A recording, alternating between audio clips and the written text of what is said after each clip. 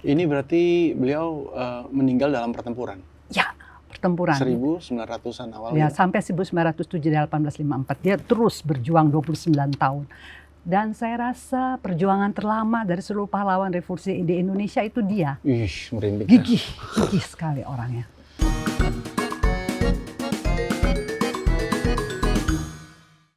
Sekali merdeka, tetap merdeka. Halo, saya Arto Biantoro, jumpa lagi di program Podcast Nusantara. Kalau kita kembali, zaman saya masih kecil, saya suka melihat sebuah uang kertas yang nilai pecahannya Rp1.000 tahun 1987-an kira-kira.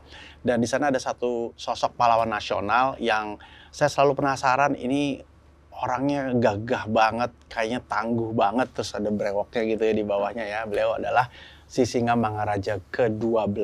Dan yang saya tahu, Sisingamangaraja berjuang untuk mengusir penjajah Belanda dan kemudian menjadi pahlawan nasional bangsa ini. Tapi saya ingin tahu lebih dalam tentang sosok tersebut, dan hadir bersama kita orang yang sangat paham tentang Sisingamangaraja ke-12 adalah cicitnya, Ibu Margareta Maria Uli Siahaan. Selamat datang di studio, Ibu Marga saya panggilnya. Iya. Jadi cicit, kalau cicit berarti cicit, cucu? Iya, baru anak, cicit. Anak cicit. Baru, iya. Jadi generasi keempat? Iya, kalau Ya. dari Sisingamangaraja. Betul, Kalau betul. dari nenek saya generasi ketiga. Oh iya, betul. Iya. Generasi ketiga. Iya. Nah, apa yang Bu Marga ingat? Pertama, Sisingamangaraja sendiri itu adalah gelar kah gitu? Tidak gelar, tapi dia raja iman dan dia raja daripada yang dihormati di dalam budaya Batak. Dia dianggap itu sebagai dinasti yang dihormati dan dia raja iman dan raja adat. Oh, berarti sebenarnya punya nama, Ya. nama kecil atau nama? Ya. Dan itu Sisingamangaraja itu ada 12. Tadinya Betul. ada 1, 2, 3, 4, 5 sampai 12. Oke. Dan kakek saya ini yang ke-12. Berarti yang terakhir? Ya. Oh. Mengapa kemudian yang ke-12? Kenapa nggak yang ke-11? Apakah kemudian yang ke-12 lah yang berjuang melawan Belanda gitu? Benar. Oh. Karena waktu pertama dan ke-12 itu masih eranya belum datang Belanda. Oke. Nah, waktu era ke-12 itu Belanda ingin menjajah, dan 3 masalah yang dihadapi. Satu masalah pelayanan, melayani untuk Zending, artinya melayani untuk Kristen. Beliau bukan tidak setuju, tapi beliau ingin bahwa itu dilahirkan dengan tidak menjatuhkan, maksudnya melawan daripada keadaan adat-adat istiadat di sana. Yang pertama. ada pada saat itu. Yang kedua, ingin menjajah, kakek tidak setuju. Jadi dengan dia menunjukkan bahwa dia tidak suka untuk dijajah. Bersama dengan Aceh waktu itu. Panglima-panglima perangnya kebanyakan dari Aceh. Oh. Ya. Jadi ini kita bicara, beliau lahir tahun Lahir 1854 ya. Oke. Tapi beliau waktu itu umur 19 tahun menjadi raja. 19 tahun. Dan itu sangat karismatik ya. Ya, betul. Beliau betul. itu sangat karismatik. Mengapa? Karena beliau itu mempunyai visi yang sangat luas dan sangat mengayomi rakyatnya dan sangat disayangi oleh rakyatnya. Dia mendekati rakyatnya, kadang-kadang dia menyamar menjadi pengemis. Dan dia waktu jadi pengemis, dia tinggal di rumah rakyat, dia memberi 1 dinar. Itu sangat menarik. Dan kalau ada perselisihan antara marga, dia langsung turun. Dia langsung membuat damai. Tapi setelah penjajah Belanda datang, dia melawan. Dan dia ada, menurut nenek saya, dia ada ilmu menghilang. Oh. Cerita lainnya, perjuangannya adalah bahwa ketika meninggal, Putri Lopian sama 2 anaknya, dua-dua itu, Patih anaknya itu, dia bukan meninggal, dia tertembak timah putih, tidak. Dia, kata nenek saya itu, dia memegang darah Putri Lopian baru dia meninggal, wafat. Tapi menurut sejarah, dia itu meninggal karena timah putih, bukan. Dia meninggal karena dia sayang sama putrinya, dia pegang darahnya baru meninggal. Ini berarti beliau meninggal dalam pertempuran? Ya, pertempuran. 1900-an awal? Ya, sampai 1907 1854. Dia terus berjuang 29 tahun. Dan saya rasa perjuangan terlama dari seluruh pahlawan revolusi di Indonesia itu dia. Merinding. Gigih sekali orangnya. Dan dia bergerilya ya, membawa keluarganya ke hutan-hutan. Dan dia bisa menghilang, karena itu penjajah tidak bisa angkat. Ini cerita dari nenek saya dan cerita dari buku-buku yang saya baca dulu waktu saya masih kecil. Ya. Jadi artinya pada saat perjuangan penjajah itu, beliau hidupnya juga tidak tenang ya, karena harus pindah-pindah kan, dikejar betul. terus. Iya, betul. Berarti artinya nenek juga hidup dalam kondisi yang sama. Iya, nenek saya waktu itu mengatakan dia umurnya 7 tahun. Jadi dia ingat bahwa kakek itu bersahabat dengan orang-orang dari Aceh, dari Padri juga, Minangkabau. Tapi tidak dibicarakan di dalam sejarah, katanya hanya dengan Aceh. Tidak, nenek saya katakan bahwa Opung bilang mereka suka kumpul, bertemu waktu dulu gitu. Ada singgasana pertemuan mereka. Beliau dimakamkan di Bakara. Tapi bukan, mereka pusatnya di Bakara, tapi sekarang jenazahnya dipindahkan ke Soposurung. Dan tahun 1953 dipindahkan ke Soposurung. Tahun 62 Presiden mengangkat dia menjadi pahlawan revolusi. Dan semua cerita itu disampaikan lewat nenek secara lisan, tapi juga kemudian ada buku-buku yang itu ya, ada buku-buku yang menulis tentang beliau. Supaya nggak penasaran, kita lihat foto dari Sisingamangaraja ke-12. Pada masa itu, seingat saya fotografi memang sudah ada ya? Iya, sudah. Jadi ini sudah di artificial intelligence, di look kira-kira sama seperti yang ada di uang kertas ya? Iya, sama. Berarti meninggal pada usia 54, termasuk muda ya? 62-an. 60-an? Iya, 62. 62? Iya. Tapi meninggal dalam peperangan ya? Iya, dalam peperangan. Iya, bukan hanya Sisingamangaraja ke-12-nya yang kemudian saya pikir juga memiliki andil yang kuat bagi keluarga ya, tapi juga putri beliau yang ikutan keliling dalam, itu juga bisa disebut perang gerilya sebenarnya, karena pindah-pindah ya. Itu sebenarnya perang gerilya.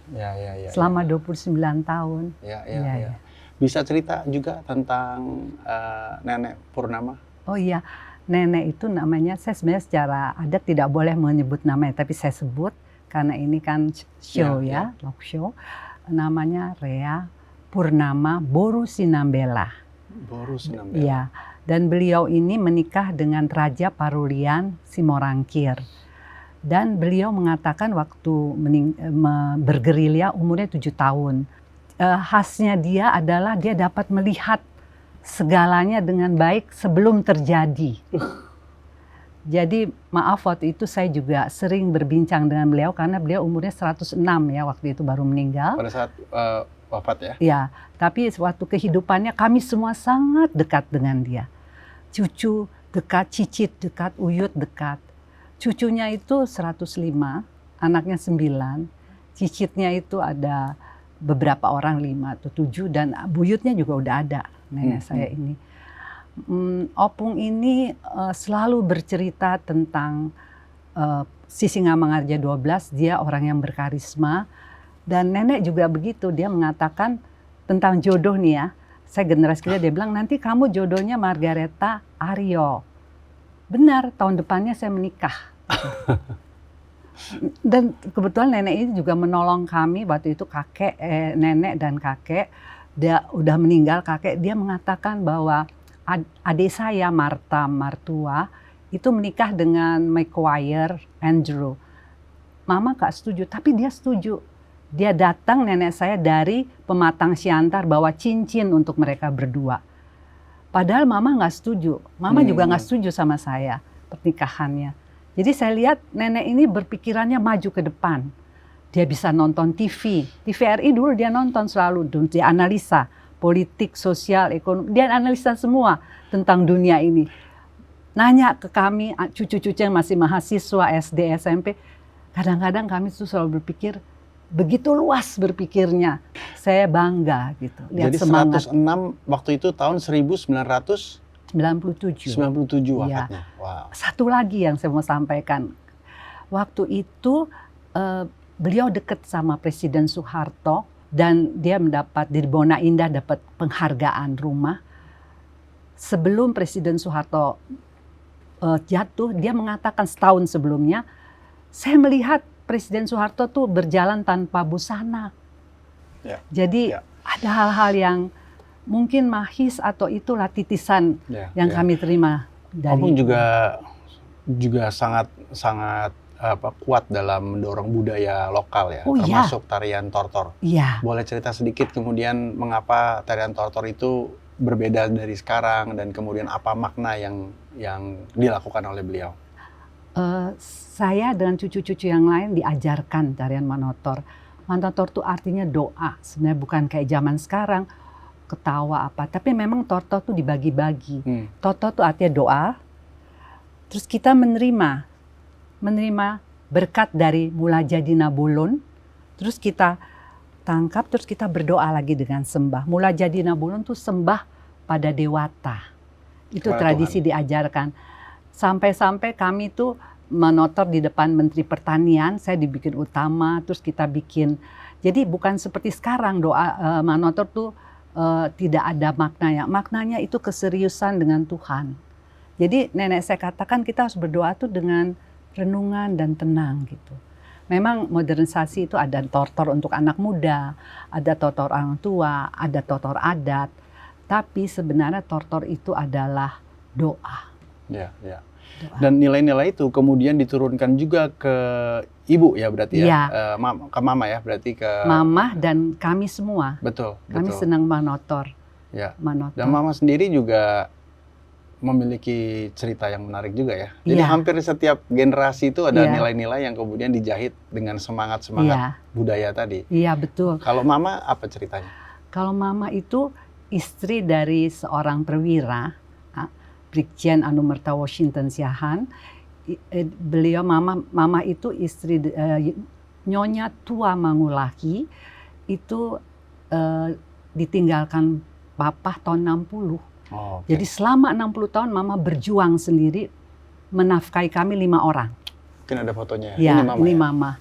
Mama itu mempunyai perusahaan pabrik 2 dan ekspor quality ke Eropa Amerika. Tapi mama tidak menikah lagi dan mama itu semangatnya tinggi.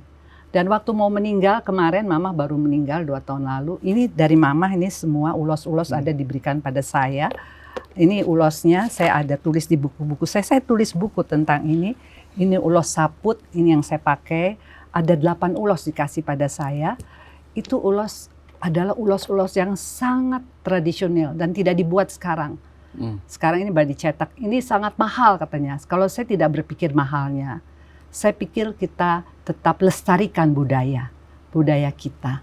Dan mama waktu mau meninggal mengatakan gini pada susternya, sebentar lagi mobil putih akan menjemput saya ya. Betul. Sore jam 6.35 mama meninggal, betul. Datang ambulans putih. Nah seperti itu yang kami selalu rasakan. Dan maaf saya juga begitu, saya waktu kelas 2 SMP, saya bermimpi Tulang Singa Mangaraja itu datang sama saya menunjukkan 4 dunia, 4 gambar. Margareta, inilah dunia.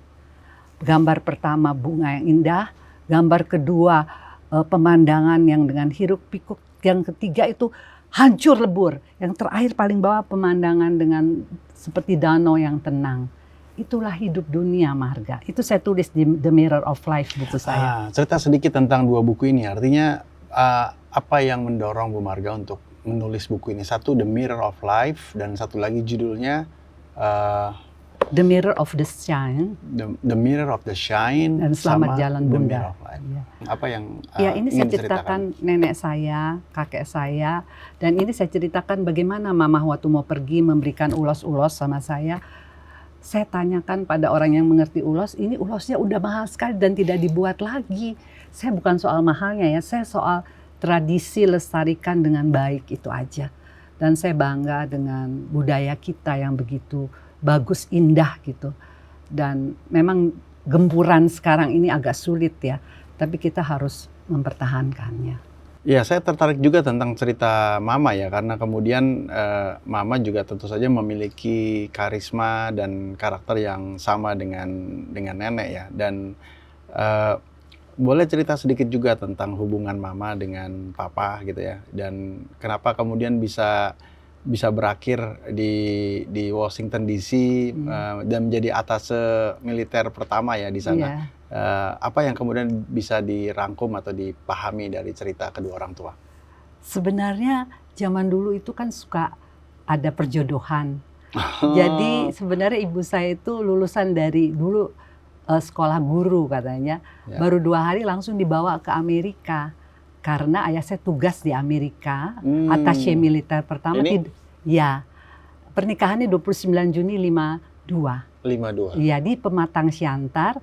Dan mama itu tidak boleh tidak menikah karena papa kalau pergi ke sana kata Presiden Soekarno harus menikah. Tapi mama papa itu bedanya jauh. Bedanya 42 dikurang 27 ya 30. 42 dikurang? 27. Oh, 27. Oke. Sekitar 15 tahun. Ya. Nah, dan ya saya dilahirkan di sana dan adik saya 29 Juni 53, adik saya 54. Di Washington DC? Iya, 22. Adik saya Jimmy Haloman lahir di sana tahun 8 Mei 54. Dan kembali ke Indonesia dan papa meninggal lagi tugas Brigjen Yani dan Nasution dekat sekali sama bapak, menugaskan bapak ke Surabaya. Dan bapak meninggal waktu saya umur 7 tahun. Bapak tuh sahabatnya Gatot Subroto. Waktu saya masih kecil kami sering ke rumah Pak Gatot, Pak Jenggot kami bilang. Demikian juga sebaliknya. Nah, setelah meninggal itu papa memberikan surat, tolong diperhatikan istri saya kalau saya sudah pergi. Nah, akhirnya mama bikin konveksi baju tentara. Baru berkembang menjadi 2 pabrik. Pabrik Mangul Tua namanya. Nah, ini semua kakek nenek saya. Ini nenek saya, ini kakek saya, ini nenek saya. Nah, ini 9 orang, itu adik mama, kakak mama. Mama nomor 6 di sini. Papa tugas attaché militernya pertama ya, dan menikahnya di sana, balik ke sini Jakarta, terus ke Pontianak. Adik saya yang nomor 3 lahir di Pontianak, yang tadi Marta Martua. Kembali lagi ke Jakarta, nomor 45 lahir di sini, Jakarta. Tapi nggak kelihatan keluarga Batak ya, sangat modern sekali di foto ini. Oh iya, karena Belanda dekat sekali sama Opung Doli. Opung Doli itu artinya kakek. Dia wali kota di Pematang Siantar dulu. Dan maaf ya bukan ini, mereka tuh cara hidupnya seperti orang Belanda. Jadi paman saya panggilannya Tulang, dulu sekolah di Belanda. Di sekolah di Belanda, jadi kayak orang Belanda gitu. Memang nggak tahu ya, mukanya juga nggak kayak orang Batak, semua mukanya kayak orang asing. Saya juga nggak tahu ini dari Tuhan ya kalau soal wajah ya. Apa yang menginspirasi Ibu Marga tentang kedua orang tua? Kedua orang tua, kalau ibu saya gigih, tegar, dan karismatik. Ayah saya orang yang jujur. Beberapa jenderal saya ketemu, teman-teman ayah saya bilang, aduh inilah jenderal yang tidak korupsi. Saya ketemu Adnan Buyung, saya ketemu beberapa di rumah sakit RSPAD atau ketemu dengan orang lain. Jadi saya bangga ayah saya itu jujur, bersih. Karena itu kalau orang mengatakan di kampung juga begitu, di desa, semua kalau ketemu saya tuh memeluk saya bahwa ayah saya orang yang baik, jujur dan sangat menyayangi marga. Dulu ayah saya belum menikah udah dibikin kepala marga di Jakarta, seluruh Indonesia udah dibikin. Tadi juga seru dan menarik ketika Ibu cerita tentang nenek yang bisa memprediksi soal kawin dengan siapa, dan ternyata tuh kawinnya bukan sesama suku Batak ya? Iya. Tapi kan kalau pada adat keluarga Batak tuh harusnya menikah dengan sesama orang Batak. Sangat. Ya. Sangat. Hari ini juga masih sama kah begitu? Tidak. Karena kami di keluarga kami ada yang sama Jawa, ada Manado, ada yang sama Australia, ada sama Spanyol, ada sama India. Tapi semua ini diterima oleh Opung Sirih, kita panggilnya Opung Sirih ya, dengan baik. Justru mama-mama yang ranking anaknya yang tidak agak menolak. Nah itu saya salut ya sama nenek saya. Ya. Nenek saya umurnya jauh ya 106 waktu itu. Jadi kami sudah mahasiswa, ada yang sudah mau menikah. Jadi sangat mendalam Ya. bahwa dia membela kami gitu. Ya. Tapi apa yang mendasari adat istiadat suku Batak yang sangat kuat sekali atau kental dengan perkawinan antar sukunya, dan kemudian hari ini kita bisa melihat perbedaan yang jauh lebih cair gitu ya. Ya. Yang mendasari di awal tuh apa? Kenapa harus antar suku? Antar suku karena tidak menghilangkan marga. Oh, oke. Nah, kami ada jalan keluar. Kalau saya misalnya menikah dengan seorang orang Jawa atau orang Australia, kita meminta marga lain untuk kita jadi bagian dari dia. Oh, sekarang? Iya, itu bisa. Itu yang terjadi juga dengan Ibu Marga? Iya. Misalnya nanti saya dengan Simanjuntak, terus adik saya dengan Silalahi, misalnya terus adik saya dengan, kita minta dengan marga itu. Nah waktu itu saya juga manuruk-nuruk, artinya pesta untuk minta maaf sama mama. Tapi mama waktu itu menolak. Nah Opung Siri yang langsung saya ceritakan tadi membawa ulos. Ulos itu tanda kasih sayang saya sama kamu, saya lindungin kamu gitu. Yeah. Ulos itu sangat besar maknanya untuk di seluruh adat istiadat Batak, baik perkawinan, baik kematian, baik kelahiran. Jadi kalau nggak ada nenek tuh mungkin hari ini nggak mungkin menikah dengan orang di luar dari suku ya? Iya, dan saya senang karena Opung itu membuka kecairannya, akulturasinya ada, sehingga mereka akhirnya sadar bahwa Opung itu lebih tinggi mendalami falsafah itu secara mendunia ya, saya rasa tidak. Jadi walaupun itu longgar, kerabatnya longgar, tapi dia berusaha untuk tetap menghormati turunannya, termasuk kami, generasi 3. Apa benang merahnya kemudian yang bisa dipelajari dari Sisingamangaraja ke-12, keturunannya, nilai-nilai budaya, termasuk tari tortor tadi, yang kemudian nanti turun ke cucu-cucu ya? Apa yang kemudian jadi benang merah?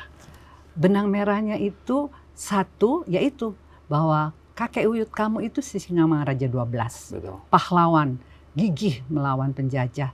Dan sekarang menang karena kita merdeka. Terus yang kedua dari Opung, tradisi itu tidak boleh ditinggalkan. Tetaplah kenal. Karena itu menguatkan kalian. Seperti di dalamnya Daliana Tolu itu ada hula-hula atau kelompok dari marga, daripada marga laki istri dan keluarga istri, terus boru itu keluarga istri saja dan anaknya, dan terakhir dongan sabutuha artinya semarga. Itu semua kita harus kaitkan dan hormati, dan itu dibilang Daliana Tolu itu 3 tungku yang seimbang, menyatu dan membuat kerabat yang kuat sampai hari ini. Ya, jadi tetap bisa cair, tapi nilai-nilai harus tetap dipertahankan. Iya. Bu Marga, terima kasih banyak sudah berbagi tentang Sisingamangaraja ke-12, nilai-nilainya, dan kami juga bisa belajar tentang pahlawan nasional kami. Kapan-kapan kami undang lagi untuk bercerita. Oh, terima kasih. Ya, Baik, sama-sama. Ya. Demikian bincang-bincang kita dengan Ibu Marga, dan mudah-mudahan ini memberikan kita semangat dan rasa percaya diri bahwa Indonesia adalah negara yang besar dan tentu saja dimulai dari nilai-nilai keluarga. Sampai di episode berikut, Anda bisa menyaksikan program tayangan ulang kami di YouTube channel kami dengan judul Podcast Nusantara. Hidupkan cinta Indonesia.